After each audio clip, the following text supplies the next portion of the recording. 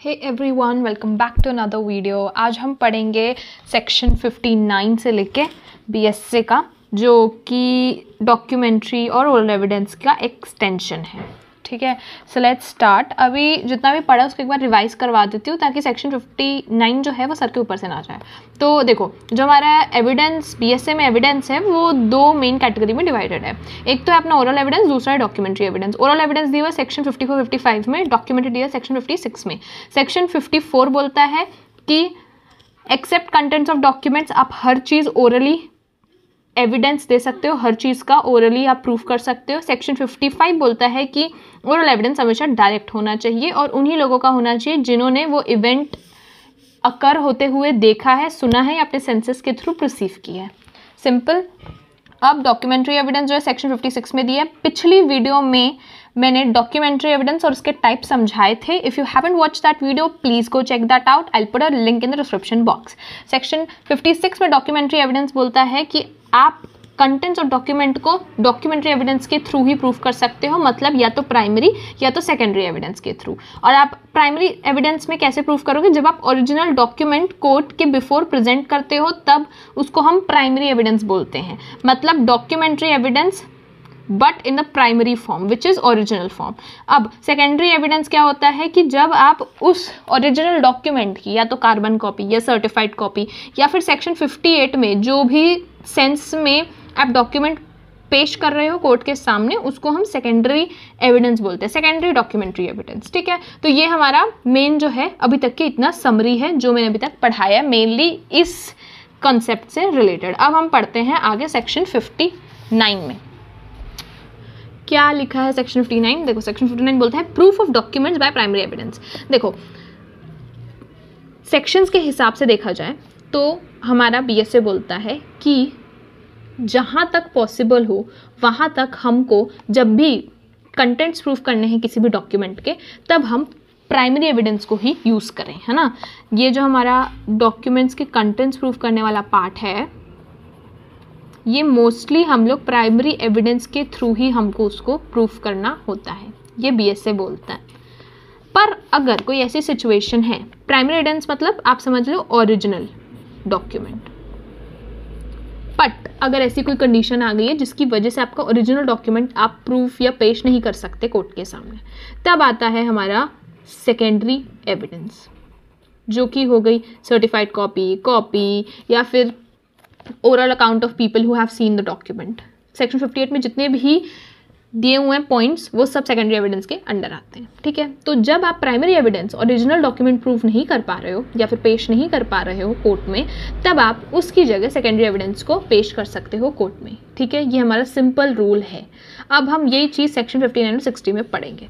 Section 59 क्या बोलता है? Document shawl B proved by primary evidence accept in the cases here and after mentioned. मतलब कि document जब भी आप प्रूफ करो तो उनको प्राइमरी एविडेंस से ही प्रूफ करना होता है आपको, मतलब ओरिजिनल ही जो आपके ओरिजिनल डॉक्यूमेंट उसको लाके देना रहता है कोर्ट को। पर अगर ऐसे केसेस जो हमने नीचे मेंशन किए हुए हैं, हियर एंड आफ्टर मेंशन, उन केसेस में आप जो है सेकेंडरी एविडेंस पेश कर सकते हो कोर्ट के सामने। सेक्शन 60 क्या बोलता है? Cases in which secondary evidence relating to documents may be given. वो ऐसे केसेस बता रहा है सेक्शन 60, बहुत इंपॉर्टेंट है सेक्शन 60 समझ रहे हैं कि आप किन केसेस में, जब आपके पास ओरिजिनल ना हो डॉक्यूमेंट, तब आप किन केसेस में सेकेंडरी एविडेंस दे सकते हो उस डॉक्यूमेंट के लिए। क्या बोलता है वो? सेकेंडरी एविडेंस में be given of existence, condition, contents of a document in the following cases, है ना। आप सेकेंडरी एविडेंस दे सकते हो कंटेंट्स के लिए, कंडीशन के लिए, एग्जिस्टेंस के लिए ऑफ अ डॉक्यूमेंट इन आने वाले केसेस में। अब पहला केस है कि व्हेन द ओरिजिनल, ओजी मतलब ओरिजिनल, ठीक है, ओजी मैंने शॉर्ट फॉर्म में लिखा है, ओजी मतलब original, when the original is shown or appears to be in possession or power of a person against whom the document is sought to be proved, any person out of reach and process of court, any person legally bound to produce it but does not produce it even after giving a notice under section 64।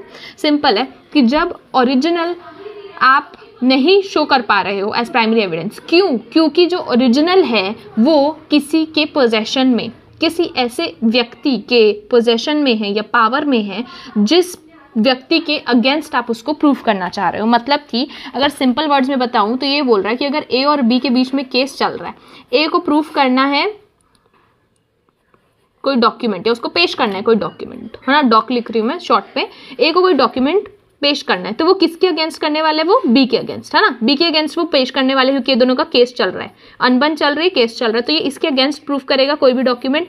तो ये जो document है अगर वो B के possession पे है, possession मतलब ये डॉक्यूमेंट बी के पास है, इट इज पोजेशन और इन पावर ऑफ द बी, अगर वो डॉक्यूमेंट जो ए को पेश करना है बी के अगेंस्ट वो बी के पोजेशन में है, तो उस केस में क्योंकि ए के पास अब ओरिजिनल डॉक्यूमेंट नहीं है, अगर उसके पास कोई फोटोकॉपी है या उसका कोई भी सेकेंडरी एविडेंस है, तो वो जो है ए पेश कर सकता है अंडर सेक्शन 60 का ए। ठीक है, when the original is shown or appears to be in possession or power of a person against whom the document is sought to be proved. समझ रहे हो, क्योंकि वो बी के अगेंस्ट लेके आ रहा है, बट वो जो डॉक्यूमेंट है वो उसके पास है नहीं, वो उसको प्रूफ तो बी के अगेंस्ट करना चाह रहा है बट वो उसके पास है नहीं। समझ लो ए और बी एक कॉन्ट्रैक्ट में आए, जिस कॉन्ट्रैक्ट के अंदर ए को खरीदना था बी से एक सोफा 10,000 रुपये में, ए ने बी को पैसे दिए 10,000 रुपये, बी ने उसको सोफा ही नहीं दिया। ए गया कोर्ट के पास कि हमारे बीच में एक कॉन्ट्रैक्ट है जिसके अंडर मैंने बी से सोफ़ा खरीदना था, मैंने पैसे भी दिए बट बी ने मेरे को कभी सोफ़ा ट्रांसफ़र किया ही नहीं है, सोफ़ा का डिलीवरी दिया ही नहीं। ए जाके कोर्ट में ये बात बोलता है, तो कोर्ट बोलता है अच्छा ठीक है कॉन्ट्रैक्ट दिखाओ, दिखाओ किस कॉन्ट्रैक्ट के अंदर ऐसा हुआ। तो अब जो कॉन्ट्रैक्ट है वो है बी के पास, वो जो कॉन्ट्रैक्ट है जिसमें दोनों के साइन है वो है बी के पास। अब अगर ए को अपना सोफ़ा चाहिए तो उसको ये प्रूफ करना पड़ेगा कि हाँ बी और मैं एक कॉन्ट्रैक्ट में थे, कोर्ट को दिखाना ही पड़ेगा, वो प्राइमरी एविडेंस के थ्रू ही दिखा सकता है ना, बट उसके पास तो ओरिजिनल डॉक्यूमेंट है ही नहीं, वो है बी के पास, वो कॉन्ट्रैक्ट बी के पास है। क्योंकि वो बी के पास है और यहाँ पे ये नोटिस देने के बाद भी any person legally bound to produce it does not produce it even after a notice. अब क्या होगा, ए बोलेगा कोर्ट को कि मेरे पास उसका ओरिजिनल डॉक्यूमेंट नहीं है, तो कोर्ट क्या करेगा, बी को भेजेगा समन। ठीक है, बी को भेजेगा समन 64 के अंडर, नोटिस या समन भेजेगा सेक्शन 64 के अंडर कि भाई ये जो डॉक्यूमेंट है ये लेके आओ, जो ओरिजिनल डॉक्यूमेंट है, जो कॉन्ट्रैक्ट है आपके पास, bring it to the court. क्योंकि ये पार्टी है, अगर पार्टी नहीं भी होते तो भी जो कोर्ट है उसके पास इतनी पावर है जो किसी को भी समन कर सके और उससे वो डॉक्यूमेंट बुला सके। पर समन करने के बाद भी बी अगर वो डॉक्यूमेंट नहीं लेके आता है, तब ए क्या करेगा, जो भी उसके पास फोटोकॉपी है, जो उसके पास सेकेंडरी एविडेंस है उस कॉन्ट्रैक्ट का जिसमें ये लिखा हुआ है कि उसने बी से सोफ़ा खरीदा जिसके लिए उसने 10,000 रुपये दिए बट बी ने उसको डिलीवर नहीं किया, तो उसका वो सेकेंडरी एविडेंस अब दे सकता है। क्यों, क्योंकि यहाँ पे ए में यहाँ पे लिखा हुआ है कि any person that's legally bound to produce it but does not produce it even after notice. तब क्या करेंगे, OG means when the original is shown or appears, क्योंकि ओरिजिनल जो है वो बी के पास है, बी को नोटिस देने के बाद भी उसने प्रोड्यूस नहीं किया, तब क्या होगा, सेक्शन 60 ए के अंडर आप अपना सेकेंडरी एविडेंस जो है वो प्रूफ कर सकते हो। यहाँ पे दिया हुआ है थर्ड पॉइंट ये हमारा, any person out of reach of process of court. अब अगर बी जो है वो रहता है समझ लो अमेरिका में, ठीक है, ये रहता है अमेरिका में, हमारा केस चल रहा है इंडिया में, है ना, तो क्योंकि बी का जो प्लेस है या जहाँ वो रह रहा है वो इंडिया के कोर्ट के ज्यूरिस्डिक्शन से बाहर आ रहा है ना, और कोर्ट इतना समय नहीं लेना चाहता उसको वापस इंडिया बुला के उसका डॉक्यूमेंट उस एग्जामिन करने के लिए ओरिजिनल, तब क्या करेगा, कोर्ट बोलेगा ए को कि तुम अपना सेकेंडरी एविडेंस ही पेश कर दो, है ना। क्यों, क्योंकि जो है वो कोर्ट की आउट ऑफ रीच में है, वो बंदा जिसके पास डॉक्यूमेंट है ओरिजिनल वाला वो आउट ऑफ रीच में, वो अमेरिका में रह रहा है, वो दूर है कोर्ट से बहुत, तो कोर्ट क्या बोलेगा कि लाओ भाई अपना सेकेंडरी एविडेंस ही दे दो आप, ठीक है। I hope it's clear, simple. फिर उसके बाद आता है व्हेन द एग्जिस्टेंस कंडीशन और contents of the original have been proved to be admitted in writing by person against whom it is proved। अब एक और फिर से ये वाला एग्जांपल लेते हैं कि यही ए और बी के बीच में केस चल रहा है। ए ने बोला कि बी ने मेरे को अभी तक डिलीवरी नहीं दी है, ठीक है, तो फिर बी ने मेरे को डिलीवरी दी, मैंने उसको 10,000 रुपये दे दिया है, तो फिर अब क्या होगा, ए कोर्ट बोलेगा ए को कि चलो अपना कॉन्ट्रैक्ट दिखाओ जिस कॉन्ट्रैक्ट के अंडर जो है तुमने उसको पैसे दिए और तुम सोफ़ा जो है वो ले रहे हो, वो कॉन्ट्रैक्ट दिखाओ। ए के पास ओरिजिनल डॉक्यूमेंट नहीं है, ठीक है, बट उसके पास ओरिजिनल डॉक्यूमेंट नहीं है, ठीक है, वो डॉक्यूमेंट नहीं है, उसके पास वो कॉन्ट्रैक्ट नहीं, बट बी क्या करता है, कोर्ट में जाके एडमिट कर लेता है कि मेरे को जो है उसको सोफ़ा देना था, उसने मुझे 10,000 रुपये दे दिए। बी सामने से ही आके कोर्ट में अपनी गलती मान लेता है। यहाँ पे लिखा हुआ है कि व्हेन एग्जिस्टेंस कंडीशन और contents of the original have been proved to be admitted in writing by the person against whom it is proved, ठीक है। ए जो बी है वो सामने से आके मान लेता है कि हाँ हमारे बीच में एक कॉन्ट्रैक्ट था, जिस कॉन्ट्रैक्ट के कंटेंट्स ये थे कि वो मुझे 10,000 रुपये देगा जिसके बदले में उसको सोफ़ा दूंगा और मैंने उसको अभी तक सोफ़ा नहीं दिया। तब क्या होगा, ए को ओरिजिनल डॉक्यूमेंट या ओरिजिनल कॉन्ट्रैक्ट देने की ज़रूरत नहीं पड़ेगी कोर्ट को। तब ए सेकेंडरी एविडेंस से भी काम चला सकता है। ठीक है, क्यों? क्योंकि बी जो कि पार्टी जिसने अनजस्ट या फिर जिस पार्टी के अगेंस्ट केस आया है उसने सामने से आके अपनी गलती मान ली है और उसके कंटेंट, डॉक्यूमेंट के कंटेंट, उसकी एग्जिस्टेंस को प्रूफ कर दिया है। प्रूफ कर दिया इन द सेंस एडमिट कर लिया सामने से। तब ए को ओरिजिनल पेश करने की जरूरत नहीं पड़ेगी, वो सेकेंडरी एविडेंस पेश कर सकता है। Then we have third, when original has been destroyed और लॉस्ट और when the party offering evidence of its contents without any fault could not produce it in reasonable time. Simple है, जब original तहस नहस हो चुका है, डिस्ट्रॉय हो चुका है या गुम हो चुका है। ओरिजिनल क्या, डॉक्यूमेंट की बात हो रही है ना यहाँ पे। जब हमारा ओरिजिनल डॉक्यूमेंट जो है वो तहस नहस हो गया, गुम हो गया है, या फिर जो पार्टी जिसको उसका एविडेंस देना है, उसके कंटेंट्स का एविडेंस देना है, वो उसको रीजनेबल टाइम पे पेश नहीं कर पाई कोर्ट के सामने, जिसमें उनकी कोई गलती नहीं थी, है ना। अब कोई केस चल रहा है तो अगर कोर्ट ने उनको ऑर्डर दिया कि आप 10 दिन या आने वाले 15 दिन में वो डॉक्यूमेंट ओरिजिनल वाला पेश कर दो कोर्ट के सामने, पर बिना उनकी गलती के, उन्होंने बहुत ढूंढा, उनको नहीं मिल पाया, तो फिर बिना उनकी गलती के जो है वो उनको रीजनेबल टाइम पे पेश नहीं कर पाए, तब क्या करेंगे वो उनका सेकेंडरी एविडेंस दे सकते हैं, मतलब कि उसकी कॉपी दे सकते हैं और ओरिजिनल देने की ज़रूरत नहीं पड़ेगी अगर या तो वो गुम हो गए या तो आप उसको टाइम पे पेश नहीं कर पा रहे हो कोर्ट के सामने। Now when original is of nature as not to be easily movable. अब अगर कोई ओरिजिनल डॉक्यूमेंट इतना भारी है, इतना ज़्यादा बल्कि है, इतना ज़्यादा पोर्टेबल नहीं है ना, it is very difficult to move it around. अगर इतने सारे, बहुत सारे डॉक्यूमेंट्स हैं, बहुत रजिस्टर्स हैं, बहुत फाइल्स हैं जो कि कोर्ट के सामने हमने पेश करनी है, ठीक है। जब ओरिजिनल डॉक्यूमेंट इस नेचर का है कि वो ईजिली मूवेबल नहीं है, एक जगह से दूसरी जगह उसको ईजिली नहीं ले जा सकते, तब आप जो है उसका सेकेंडरी एविडेंस पेश कर सकते हो, है ना। फिर उसके बाद when OG is public document under the meaning of section 74। Section 74 हम बताते हैं कि कौन कौन सी चीज़ें पब्लिक डॉक्यूमेंट है। तो पब्लिक डॉक्यूमेंट का जो है आप एक ओरिजिनल नहीं भी पेश कर रहे हो और सेकेंडरी एविडेंस दे रहे हो तो चल जाएगा, ठीक है। ओरिजिनल जब है वो एक पब्लिक डॉक्यूमेंट समझ लो, अगर कोई आधार कार्ड हो गया पब्लिक डॉक्यूमेंट है, बहुत सारी चीज़ें हैं जो पब्लिक डॉक्यूमेंट है, तो इनका आप ओरिजिनल ना पेश करके भी अगर सेकेंडरी एविडेंस दे रहे हो तो चल जाएगा इस सेक्शन के अंडर। अब when the original is a certified copy is permitted under this अधिनियम, अगर इस अधिनियम के अंडर ओरिजिनल की सर्टिफाइड कॉपी अलाउड है ना, तब आपको ओरिजिनल पेश करने की जरूरत नहीं है, आप उसकी सर्टिफाइड कॉपी जो है वो पेश कर सकते हो। फिर at last when original can not conveniently be examined by courts as it consist of numerous documents then evidence may be given by person who has examined them and who is skilled in examination of such documents. अब जो original document है वो इतना ज़्यादा बड़ा है, वो इतना ज़्यादा हेफ्टी है, इतना ईजी नहीं है उसको पढ़ पाना उन डॉक्यूमेंट्स को, है ना। समझ लो अगर किसी केस में आपको हिंदू धर्म की वेदा पढ़नी है, ऋग्वेद हो गई, अथर्ववेद हो गई, है ना। आप कोई बंदा जो है इतने सारे वेद थोड़ी पढ़ सकता है ना, कोर्ट इतना थोड़ा वेद थोड़ी पढ़ेगा। अगर उसको कोई चीज़ का पता लगाना है और या फिर उसको प्रूफ चाहिए, तो अगर कोई भी पर्सन वेद ला के दे देगा कोर्ट को, तो कोर्ट चारों के चारों वेद थोड़ी पढ़ेंगे, ऋग्वेद, अथर्ववेद या Yajurveda, okay. They will not be able to read it, right. Convenient नहीं है वो कोर्ट के लिए। तो क्या करेंगे, वो ऐसे पर्सन जिसने वो चीज़ें पढ़ी हुई है या एग्जामिन की गई है, उस पर्सन का हम एविडेंस मानेंगे और आपको फिर उसका जो है सेकेंडरी प्राइमरी एविडेंस मतलब ओरिजिनल देने की ज़रूरत नहीं है, आप उसका सेकेंडरी एविडेंस दे सकते हो। और वो सेकेंडरी एविडेंस क्या होगा कि उन पर्सन का एविडेंस जो कि उसमें स्किल्ड है या फिर जिन्होंने उसको एग्जामिन किया, उस डॉक्यूमेंट को एग्जामिन किया, ठीक है। तो ये हमारा लास्ट, ये केसेस अभी तक हमने पढ़े जिनमें आप अपना ओरिजिनल एविडेंस अगर आपके पास नहीं है तो आप सेकेंडरी एविडेंस दे सकते हो, ठीक है। ये केसेस याद रखना, दे आर वेरी इंपॉर्टेंट। अब एक केस लॉ भी देख लेते हैं। इसमें लिखा है J Yashoda and Shobha Rani 2007। It was held that general rule is that secondary evidence SE can be admitted only in the absence of primary evidence, ठीक है। जनरल रूल क्या है कि जब प्राइमरी एविडेंस नहीं है, अवेलेबल ही नहीं है, तभी हम सेकेंडरी एविडेंस एक्सेप्ट करेंगे। कौन? कोर्ट, तभी सेकेंडरी एविडेंस एक्सेप्ट करेगा।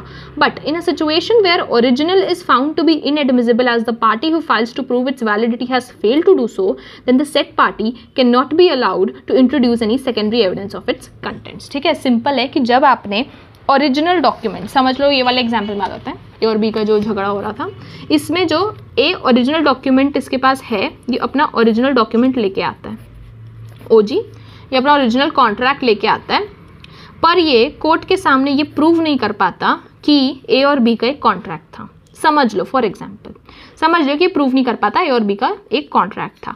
जब ये ओरिजिनल ला के उसको प्रूव नहीं कर पाया, है ना, it can not be proved, can't be proved by ए,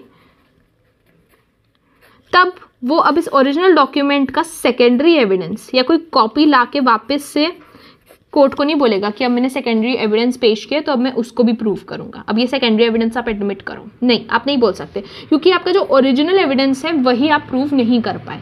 जब आपके पास दोनों है, ओरिजिनल भी है सेकेंडरी भी है, मतलब प्राइमरी भी है सेकेंडरी भी है, तब आप प्राइमरी जब आपका रिजेक्ट कर दिया कोर्ट ने, तब आप उस प्राइमरी एविडेंस का कॉपी लाके, फोटो कॉपी लाके, सर्टिफाइड कॉपी लाके जो है कोर्ट को नहीं दे सकते, बुद्धू नहीं बना सकते आप कोर्ट को। सिंपल यही बोला गया था इस केस में, जे यशोदा वर्सेस शोभा रानी। ठीक है, 2007 का केस है। I hope it's clear. अब सेक्शन 61 देख लेते हैं। सेक्शन 61 क्या बोलता है? इलेक्ट्रॉनिक और digital record. Nothing in this अधिनियम shall apply to deny the admissibility of an electronic or digital record in evidence on ground that it's an electronic or digital record and such record shall have the same legal effect, validity, enforceability in other documents. Section 61 बहुत important section है, क्योंकि electronic और digital record की जो admissibility है, क्योंकि अभी इतनी ज़्यादा टेक्नोलॉजी आ गई है कि हमको इलेक्ट्रॉनिक और डिजिटल रिकॉर्ड को भी एज डॉक्यूमेंट्स एडमिट करना पड़ता है कोर्ट में। ठीक है, तो 61 यही बोलता है कि अगर कोई भी इलेक्ट्रॉनिक और डिजिटल रिकॉर्ड है तो आप उसको डॉक्यूमेंट वैलिड कंसिडर करोगे, उसके लीगल इफेक्ट भी होंगे उसके, और उसकी एनफोर्सेबिलिटी भी होगी। आप उसको अलग ट्रीट इसलिए नहीं कर सकते on the ground that it's an electronic और डिजिटल रिकॉर्ड। वो एविडेंस उसी तरीके से ट्रीट होगा जैसे कि बाकी एविडेंस को ट्रीट किया जाता है अंडर सेक्शन 61। ओके, यही बोलता है सेक्शन 61। अब आता है सेक्शन 63 में। सेक्शन 63 बहुत इंपॉर्टेंट सेक्शन है, बिकॉज इलेक्ट्रॉनिक रिकॉर्ड को कैसे एडमिट किया जाएगा कोर्ट में, कैसे पेश किया जाएगा, वो सेक्शन 63 बताता है। So let's start. बहुत बड़ा सेक्शन है, बहुत टैकी लगता होगा, but it's kind of easy. Note से पढ़ते हैं, ईजी लगेगा। नोट्स में सब सेक्शन 1 क्या बोलता है? देखो, सेक्शन 63 का टाइटल, अपना हेडिंग तो ये है कि एडमिसिबिलिटी ऑफ इलेक्ट्रॉनिक रिकॉर्ड्स। अब सब सेक्शन 1 पढ़ते हैं, क्या बोलते हैं? Any information contained in any electronic record which is printed in paper, stored, recorded और कॉपीड इन ऑप्टिकल और सेमीकंडक्टर मेमोरी। तो कोई भी इंफॉर्मेशन, है ना, किसी भी तरह की इन्फॉर्मेशन की बात हो रही है in an electronic record. Electronic record मतलब कोई भी इन्फॉर्मेशन जो इलेक्ट्रॉनिकली है, ठीक है, किसी भी तरीके की इन्फॉर्मेशन जो इलेक्ट्रॉनिकली है, जिसको आपने बाद में पेपर में प्रिंट किया है। समझ लो किसी ने एक रिसर्च पेपर लिखा और उसको प्रिंट कर दिया पेपर में, तो आपकी इंफॉर्मेशन जो रिसर्च पेपर से रिलेटेड है वो कैसे जनरेट हुई? इलेक्ट्रॉनिकली हुई, राइट। तो ऐसी कोई भी इंफॉर्मेशन जो कि इलेक्ट्रॉनिक रिकॉर्ड में है। इलेक्ट्रॉनिक रिकॉर्ड में कैसे है कि क्योंकि उसको हमने कंप्यूटर के थ्रू जनरेट किया है, तो या फिर वो फिर प्रिंटेड है पेपर में, या तो वो स्टोर्ड है, रिकॉर्डेड है, कॉपीड है। स्टोर्ड है, रिकॉर्डेड मतलब स्टोर्ड कैसे है? जब आप कोई भी रिसर्च पेपर लिखते हो तब आप उसको सेव करते हो। आप सेव किस में कर रहे हो? उसको अपने लैपटॉप में, तो वो स्टोर्ड हो गई लैपटॉप में। रिकॉर्ड किस में हुई है? वो लैपटॉप में हुई है ना। जैसे आप कोई वीडियो रिकॉर्ड करते हो तो वो जब आप रिकॉर्ड कर रहे हो तो आप किस में कर रहे हो? अपने फ़ोन में कर रहे हो, राइट। तो any information that's contained in an electronic record which is printed in paper, या तो आपने उस चीज़ को स्टोर किया है, रिकॉर्ड किया है, या फिर कॉपी किया। कॉपी मतलब जब आपने लैपटॉप चलाया होगा, जब when you use your laptop, right, तो you right click on something and you can copy it. Ctrl+C दबाते हो कॉपी करने के लिए। तो कोई भी ऐसी इंफॉर्मेशन जो कि इलेक्ट्रॉनिक रिकॉर्ड में अब आ चुकी है कोर्ट के सामने, जब वो इन्फॉर्मेशन या तो कोई प्रिंटेड पेपर में हो, या तो फिर स्टोर्ड, रिकॉर्ड या कॉपीड की गई हो इन ऑप्टिकल और सेमीकंडक्टर मेमोरी। अब ये जो है ना, ये 2 टेक्निकल टर्म्स हैं, इनको आपको याद करना पड़ेगा, क्योंकि ये जो है कंप्यूटर से related and I think something that's very technical term है, तो इसको तो याद ही करना पड़ेगा। You can not understand it. Optical समझ लो, सेमीकंडक्टर मेमोरी समझ लो, मतलब something related to electronics. Okay, तो कोई भी ऐसी रिकॉर्ड जो कि या तो आपने प्रिंट करवा ली है, या तो आपने स्टोर किया, रिकॉर्ड किया, कॉपी किया है किसी भी ऑप्टिकल सेमीकंडक्टर मेमोरी में, तो उस इलेक्ट्रॉनिक रिकॉर्ड में अगर कोई भी इंफॉर्मेशन कंटेन्ड है उस इलेक्ट्रॉनिक रिकॉर्ड में, ठीक है, जैसे कि समझ लो कोई वीडियो है, कोई रिसर्च पेपर है, अगर उसमें कोई भी ऐसी इन्फॉर्मेशन है जो कोर्ट से रिलेटेड है, जो कोर्ट को चाहिए, फिर आगे क्या बोलता है? Which is produced by computer, है ना, यहाँ पे वही बोला उन्होंने, विच इज़ प्रोड्यूस्ड। वो इन्फॉर्मेशन जो है वो किसने प्रोड्यूस की है? किसी कंप्यूटर ने या किसी कम्युनिकेशन डिवाइस ने। आगे आगे जितने भी कम्युनिकेशन डिवाइस जब भी मैं लिखूंगी तो मैं CD के फॉर्म में लिखूंगी, शॉर्ट फॉर्म में, ठीक है, तो समझ लेना। तो ऐसी कोई भी इंफॉर्मेशन जो कि या तो कंप्यूटर या किसी कम्युनिकेशन डिवाइस ने प्रोड्यूस की है, स्टोर की है, कॉपी की है, रिकॉर्ड की है, कोई भी इलेक्ट्रॉनिक फॉर्म में। ये हम किन चीज़ों की बात कर रहे हैं? किसी इंफॉर्मेशन की बात कर रहे हैं, ये याद रखना, ठीक है। ये भी आपको लर्न करना पड़ेगा, तो ये लर्न करो। एंड देन उसके बाद अब shall also be deemed to be a document, ये जो लाइन है, it recognizes electronic records as a document, as an evidence, very important। उन चीज़ों को, वो इंफॉर्मेशन जो कि इलेक्ट्रॉनिकली या तो स्टोर, कॉपी, रिकॉर्ड हुई है किसी भी सेमीकंडक्टर या ऑप्टिकल मेमोरी में, ऐसी इंफॉर्मेशन जो कि प्रोड्यूस की गई है, रिकॉर्ड की गई है, कॉपी की गई है किसी भी इलेक्ट्रॉनिक फॉर्म में, हम उस इंफॉर्मेशन को भी डॉक्यूमेंट ही कंसिडर करेंगे। मतलब कि आप कोई फ़ोटो लेते हो, आप कोई वीडियो बनाते हो, आप कोई अपना टाइपिंग करते हो अपने MS वर्ड में, आप उसमें कुछ लिखते हो, आप व्हाट्सएप में मैसेजेस करते हो, वो जितनी भी इलेक्ट्रॉनिकली प्रोड्यूस या electronically shared, copied, stored information है, हम उसको भी एज डॉक्यूमेंट ही कंसिडर करते हैं अंडर सेक्शन 63। देन आगे वो बोलता है हम कब उसको डॉक्यूमेंट कंसिडर करेंगे? तब if the conditions in this section are satisfied related to that information computer in question. अगर आने वाली जो हम सब सेक्शन 2 में पढ़ेंगे, जो सब सेक्शन 2S में पढ़ेंगे, आने वाली जो कंडीशंस हैं वो सैटिस्फाइड हैं, तब हम उस इंफॉर्मेशन को डॉक्यूमेंट कंसिडर करेंगे। और आगे ये एक और चीज़ बोलता है कि it shall be admissible in any proceeding as evidence without any further proof or production of the original। it मतलब कि वो इलेक्ट्रॉनिक इंफॉर्मेशन, चाहे वो फ़ोटो हो गई, चाहे वो वीडियो हो गई, चाहे वो कोई भी इलेक्ट्रॉनिकली स्टोर्ड सामान इन द सेंस इंफॉर्मेशन हो गई, उस इंफॉर्मेशन को अगर आप कोर्ट के सामने पेश करते हो, चाहे वो व्हाट्सएप की चैट्स हो गई, जब आप उसको कोर्ट के सामने पेश करते हो तब वो चीज़ एडमिसिबल होगी कोर्ट के सामने, और आपको उसका कोई भी फर्दर प्रूफ, मतलब कि अगर व्हाट्सएप की कोई चैट है तो आपको उसको फर्दर प्रूफ करने की ज़रूरत नहीं कि हाँ इसने, ये बंदे ने यही बोला था, या फिर आपको उस चीज़ की ओरिजिनल कॉपी जो है वो प्रोड्यूस करने की ज़रूरत नहीं है। वही इंफॉर्मेशन इनफ होगी अगर आने वाली कंडीशंस आर सैटिस्फाइड। अब वो जो कंडीशंस हैं वो हम पढ़ते हैं सबसेक्शन 2 में। Okay, now let's start with conditions. पहली A, computer output was produced by computer or communication device during the period over which it was used regularly to create, store or process information for the purpose of any activity regularly carried on it over a period and by a person having lawful control over its use। अब जिस information की हम बात कर रहे हैं, जो हम कोर्ट में प्रेजेंट करेंगे, वो इंफॉर्मेशन, पहली चीज़, किसी भी कंप्यूटर आउटपुट, मतलब वो इंफॉर्मेशन जो है वो किसी भी कंप्यूटर या कम्युनिकेशन डिवाइस से प्रोड्यूस होनी चाहिए, है ना। कंप्यूटर आउटपुट मतलब हम उस डॉक्यूमेंट और इन्फो की बात कर रहे हैं, इन्फो या डॉक्यूमेंट की बात कर रहे हैं, तो वो इंफॉर्मेशन कंप्यूटर या कम्युनिकेशन डिवाइस से प्रोड्यूस होनी चाहिए। दूसरा, वो उस टाइम पे होनी चाहिए प्रोड्यूस जिस टाइम पे वो डिवाइस रेगुलरली यूज़ किया जा रहा हो, क्रिएट करने के लिए, स्टोर करने के या प्रोसेस करने के लिए वो इन्फॉर्मेशन रेगुलरली यूज़ किया जा रहा हो। मतलब कि जब वो लैपटॉप या वो जो कंप्यूटर हम उसको रेगुलरली यूज़ कर रहे हैं, जिस टाइम पे वो इन्फॉर्मेशन उसमें फीड की गई है उस समय हम उसको रेगुलरली यूज़ कर रहे हैं to create, store and process information, ठीक है। फिर उसके बाद वो जो यूज़ है वो इस चीज़ के लिए हो रहा है, उसका पर्पस ये है for any activity, to carry out any activity जो कि उस पर रेगुलरली या फिर रोज़ाना ओवर अ पीरियड हम यूज़ करते हैं उसको, उसी एक्टिविटी के लिए वो हो। फिर उसके बाद by a person having lawful control over its use, मतलब कि वो ऐसे पर्सन के द्वारा यूज़ की गई है वो कंप्यूटर या कम्युनिकेशन डिवाइस जिसका उसके ऊपर लॉफुल कंट्रोल, मतलब उसका लीगल राइट है उसको यूज़ करने के लिए, या लॉफुली लीगली उसका कंट्रोल है उस कंप्यूटर या कम्युनिकेशन डिवाइस के ऊपर, ठीक है। So this was our first condition, मतलब कोई भी ऐसी इंफॉर्मेशन कोई कंप्यूटर या कंप्यूटर डिवाइस, कम्युनिकेशन डिवाइस से प्रोड्यूस होनी चाहिए, वो उस टाइम पे प्रोड्यूस होनी चाहिए जिस टाइम पे वो रेगुलरली यूज़ हो रहा हो, वो पर्पस इस चीज़ के लिए यूज़ हो रहा हो जिसकी द पर्पस उसका यूज़ होने का ये होना चाहिए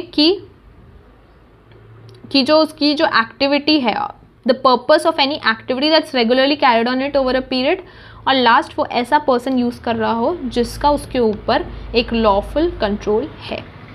देन है B, second condition, during the set period the information which is there in the electronic record was regularly fed in it in the ordinary course of said activities।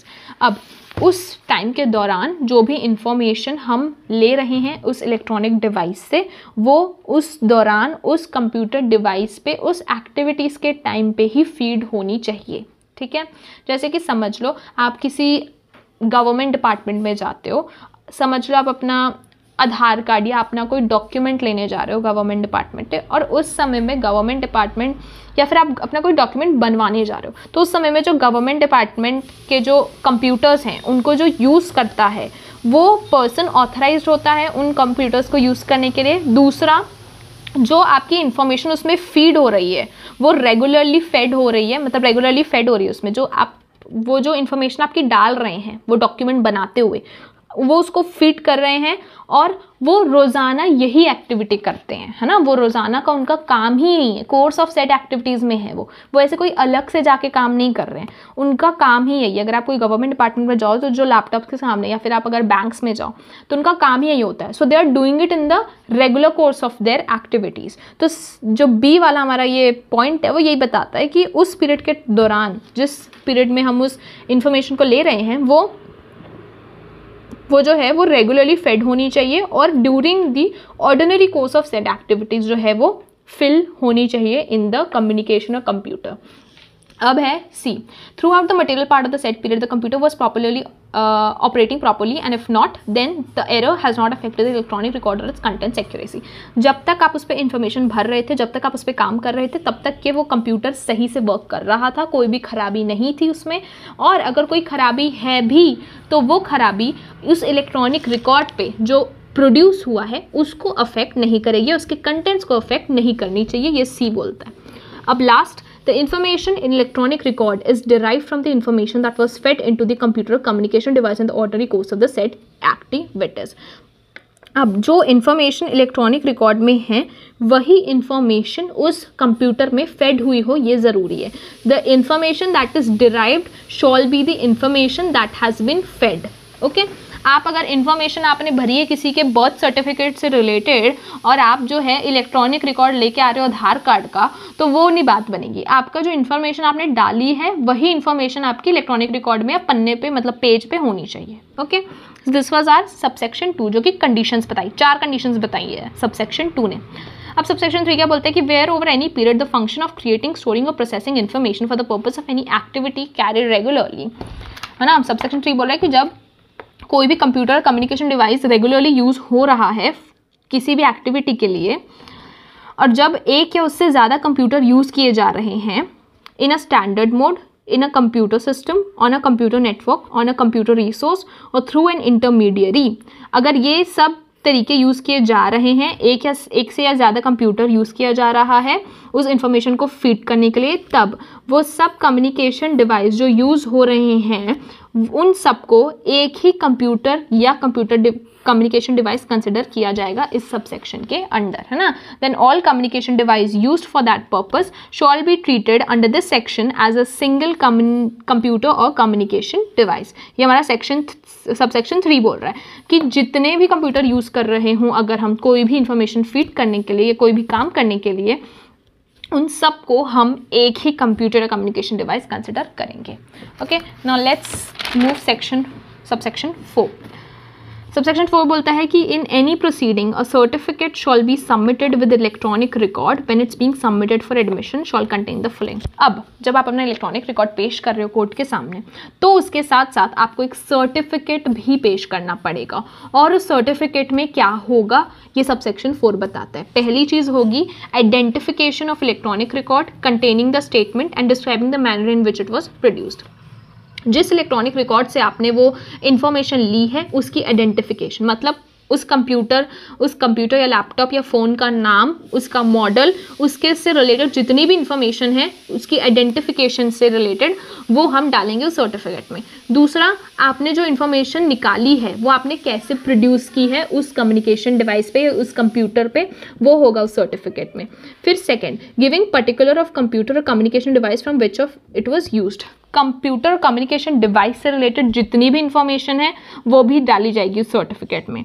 फिर third, dealing with any of the matters to which conditions mentioned in subsection 2 relates, signed by person in charge of computer और communication device और expert shall be the evidence of matter stated in the certificate under best of his knowledge और belief. तीसरा, जो person उस computer का या communication device का in charge है, जिसने वो इन्फॉर्मेशन निकालते हुए देखा है, निकाल के दी है, उस पर्सन का साइन होना चाहिए और एक एक्सपर्ट का साइन होना चाहिए who is evidence of that matter. मतलब कि जिसने वो प्रोसेस होते हुए पूरा देखा है अपनी नॉलेज के हिसाब से, उस पर्सन का भी साइन होना चाहिए और उस पर्सन को हम बोलेंगे expert. An expert should also sign it and a person जो उस कंप्यूटर कम्युनिकेशन डिवाइस का इंचार्ज है उसका भी साइन होगा उस सर्टिफिकेट पे। ठीक है, तो आप जब भी इलेक्ट्रॉनिक रिकॉर्ड सबमिट कर रहे हो सब सेक्शन 4 के under you have to submit along a certificate, और उस सर्टिफिकेट में ये 3 चीज़ें जो है ये होनी चाहिए mentioned specifically, very important. This was our section 63. Section 63 is done, and I hope you have understood what I was trying to explain, and thank you for watching the video.